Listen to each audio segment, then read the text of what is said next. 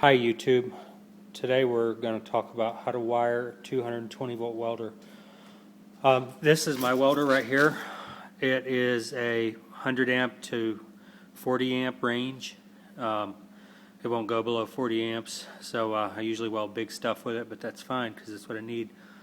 I got this off the internet for 70 bucks including shipping, but it had a European plug on it, a European 220 plug. So what I did is I ran some of this wire right here. This is a 4-strand solid copper wire, and that right there, you probably can't see it, but that is an input for a vacuum cleaner blower, for a shop vac blower, because that increases the duty cycle quite a bit. It increases it from about 30% to, I don't know, about 80%. So anyway, let's talk about this wire right here. This is 4-strand solid copper wire. This is the kind of wire that you use to wire a residential area. This is the kind of wiring that's in your house. So, and what I like about this is, even though it's a little expensive, mine was like $1 a foot. I have 24 feet, and what I like about it is you can run this stuff up to 60 feet for 240 volts before you start having to worry about fire danger or anything like that. So it's about 20 feet from my dryer plug, which is right here. This is a 4-prong plug. It's about 20 feet from my dryer plug to the breaker box, and this is only 24 feet, so I have 44 feet.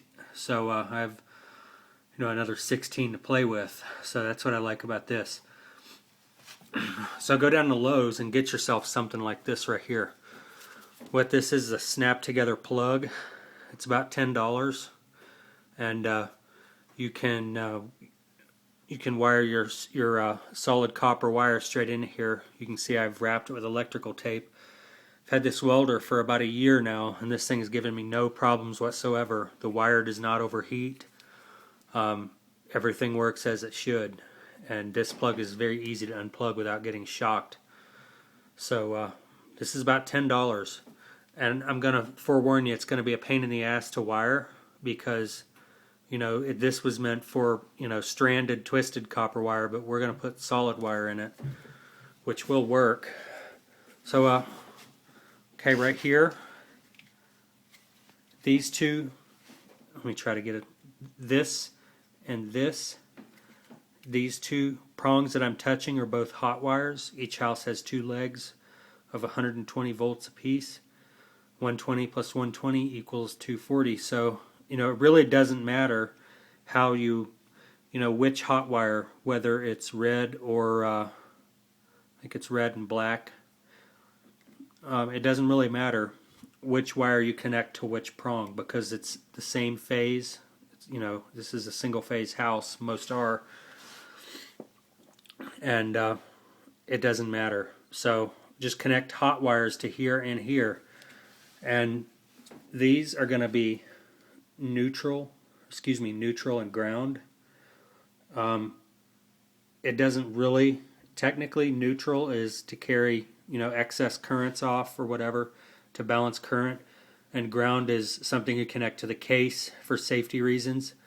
You actually, in your welder, will probably not use all 4 wires, so you're going to have a wire in there that's just capped in your welder, and you can just leave it capped. I preferred to connect ground to the case because, in my opinion, I don't think anything with a metal case, especially a welder, because you're going to get shocked at some point. It's just a little shock, but I don't think that a metal case should be ungrounded, so I chose to connect the ground to the case. And so this kind of wire right here, when I store this kind of wire, this is really important. This is not the twisted pair you can wrap up like an extension cord, the stranded twisted wire. But for this wire, what I do, excuse my shaking here. I just toss it to one side. This is how I store my welder. I don't want people walking on the solid copper wire, and I don't want to ball it up, like this, because otherwise the solid copper is going to break in there, and that's going to give me that's going to be a fire hazard. I've never had a problem with this wire overheating, so I recommend it. Your dryer plug may have 3 prongs instead of 4, in which case these 2 prongs that I'm touching are going to be hot and the other one's going to be neutral. So that should be a pretty easy wiring. But you're not going to use all 4 prongs on this plug. All 4 wires, when it goes into your welder, are not going to be used. I mean, you can twist the ground and the neutral together, but I prefer to just have the ground. So that about does it. Oh, and one more thing. When you buy your welder, it's going to have a funky plug on it, a 50 amp welder plug if it's a 240 volt. And you want to replace it with something like this. And I prefer long copper wire because it's usually, the solid stuff. I prefer that because it's usually at least 20 feet from the dryer to the garage. So, you want to have enough wire, because you're not going to be welding in the laundry room, hopefully. So this wire will actually go all the way across the garage. So that about does it, and happy welding.